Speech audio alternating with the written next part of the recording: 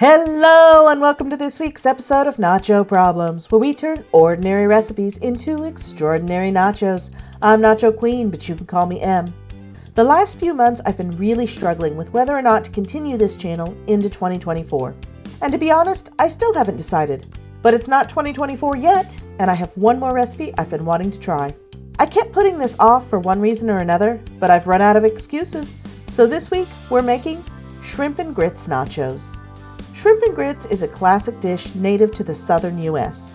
If you're not familiar with grits, it's kind of like porridge that's made with maize, which we just call corn here.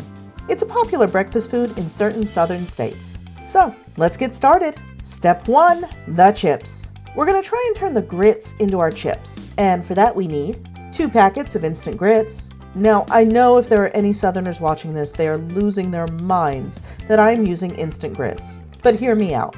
There's only one person in my house who likes grits, and I wanted to make it easy for him to use up any leftovers. We want our chips to have a lot of flavor, so also add in about a 1/4 teaspoon salt and 1/8 of a teaspoon of pepper. I used more than that and it was too much, so learn from my mistakes. We also need 1/2 cup of boiling water and some oil for frying. We're going to start by placing our dry grits into a large measuring cup and then adding 1/2 cup of boiling water. Stir well before adding in the salt and pepper, and then continue to stir until fully combined. Now we're going to scrape the grits into a baking pan that's been lined with plastic wrap. Fold the plastic wrap over the grits to completely cover them. Then place another pan on top. Press down to compress and flatten the grits, and then place both pans into the freezer for 30 minutes. After 30 minutes, take them out and cut them into nice square chips. We're going to pan fry these in a very small amount of oil.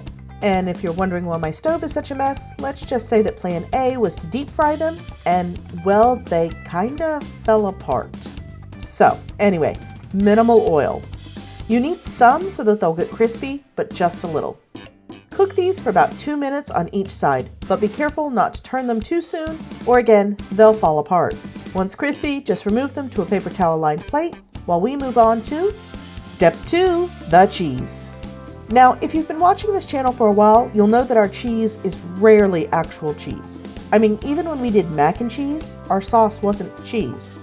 But today is one of the exceptions because it's pretty common to have cheesy grits, so we'll be making a very basic cheddar cheese sauce. And for that we need 2 tablespoons butter, 2 tablespoons flour, 1 cup milk, and 1 cup shredded cheese.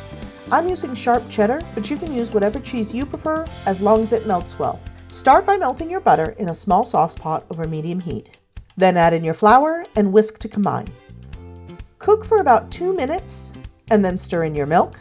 Cook for another 3 to 4 minutes until it's thickened slightly. Now add in the cheese and stir until it's fully melted. And we can move on to Step 3, the toppings. For our toppings we need 2 tablespoons butter, 1 tablespoon garlic, 1 tablespoon lemon juice, some shrimp. This is about a cup's worth, some bacon. I had a slice left over from breakfast this morning, some scallions or green onions, and some parsley. We'll start by sauteing our garlic in the butter over medium heat for about a minute. Careful, it burns easily. Then add in the lemon juice and shrimp. Remember, if using pre-cooked shrimp like me, these only need a few minutes to warm up. But if you're using raw, make sure they get fully cooked. Finally, toss in the bacon that's been chopped up, and give it 1 more minute to let all the flavors meld, and that's our topping. Now on to Step 4, let's eat. Start with some of our chips, and then scoop on some of the shrimp. Add a drizzle of cheese, and finish off with some scallions and parsley. Now I mentioned that only one person in the house likes grits, so obviously that's our taste tester today. It's Jimmy Buffett. Let's see how he likes it.